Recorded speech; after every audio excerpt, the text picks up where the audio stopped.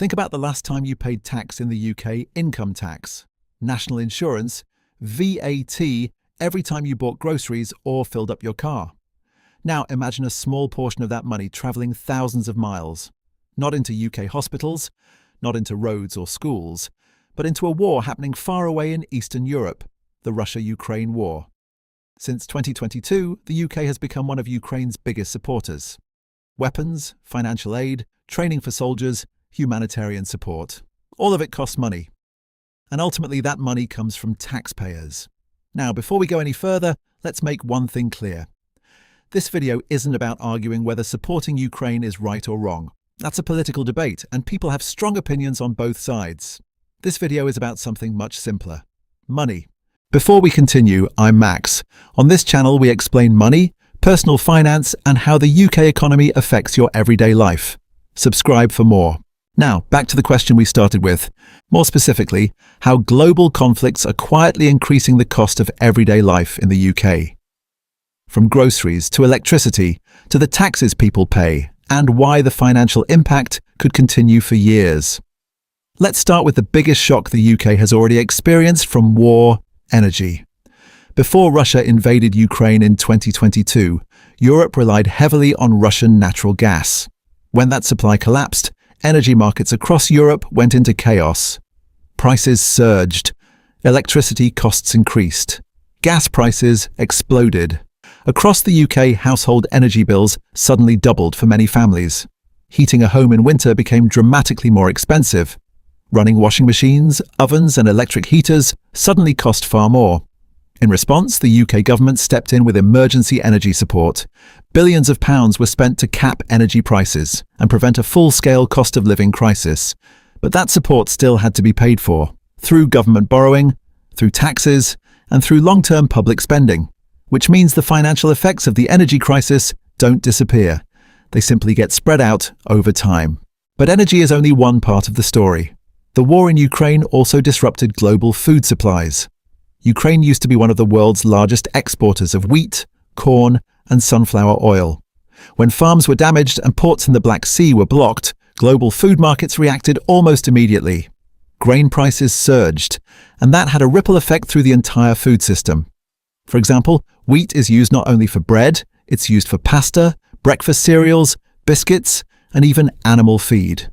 When wheat prices rise, farmers have to spend more feeding livestock, which then raises the price of milk, cheese, and meat. So a war thousands of miles away can end up increasing the price of something as ordinary as a sandwich. But some of the strangest effects show up in places people rarely think about. Take sunflower oil. Ukraine used to produce a huge share of the world's sunflower oil exports. And sunflower oil is used in thousands of everyday foods: crisps, frozen meals, salad dressings, supermarket ready meals. When those exports were disrupted, food companies suddenly had to find alternative oils. That meant reformulating recipes and paying higher ingredient costs, which quietly pushed up the price of many packaged foods on supermarket shelves. Even takeaway food was affected. When cooking oil prices surged, many small restaurants and fish and chip shops had to raise their prices just to stay profitable. So the next time the price of fish and chips seems higher than usual, there's a good chance global supply chains played a role. Another hidden cost comes from fertilizer. Russia and Belarus are major global suppliers of fertilizer ingredients. When sanctions disrupted those exports, fertilizer prices surged worldwide. That may sound like an agricultural problem, but it eventually affects everyone, because fertilizer is essential for growing crops. When fertilizer becomes expensive, farmers grow less food or charge higher prices, which again pushes up the cost of vegetables, grains, and animal feed. And that eventually shows up in the supermarket. Now add a second conflict into the picture: rising tensions between Iran, Israel, and the United States. One of the biggest economic risks in that region is the Strait of Hormuz. This narrow shipping route sits between Iran and the Gulf states, and it is one of the most important energy corridors in the world. Roughly 20 million barrels of oil pass through this strait every single day, around 20% of global oil supply. That means any disruption there can shake the entire global economy. If shipping through the strait becomes dangerous or restricted, oil prices could spike almost immediately. And when oil prices rise, the cost of almost everything rises with it. Petrol, diesel, air travel, shipping costs, food transport, even the cost of manufacturing everyday goods, because modern economies run on energy. For example, supermarkets depend on huge logistics networks. Food is transported by refrigerated trucks. Ships move ingredients across oceans. Warehouses run massive energy-hungry refrigeration systems. If fuel prices rise sharply, those costs ripple through the supply chain, and businesses eventually pass those costs on to customers, which means everyday items, from vegetables to shampoo, can become more expensive. Shipping costs can also rise during geopolitical tensions. When wars break out near major trade routes, insurance companies charge ships extra to travel through dangerous waters. These are called war risk insurance premiums. If those insurance costs rise, shipping companies charge more to move goods. And once again, those costs trickle down to the consumer. So a conflict near the Persian Gulf can quietly increase the price of products sitting on a supermarket shelf in London. There's also a direct cost to taxpayers. The UK has committed billions of pounds in military and financial support to Ukraine since the invasion. This includes weapons, training programs, humanitarian aid, and financial assistance. These policies are part of broader international security strategies. But they still come from government budgets. And government budgets are funded by taxpayers. So even though the spending happens overseas, it is ultimately connected to domestic finances. Then there's inflation.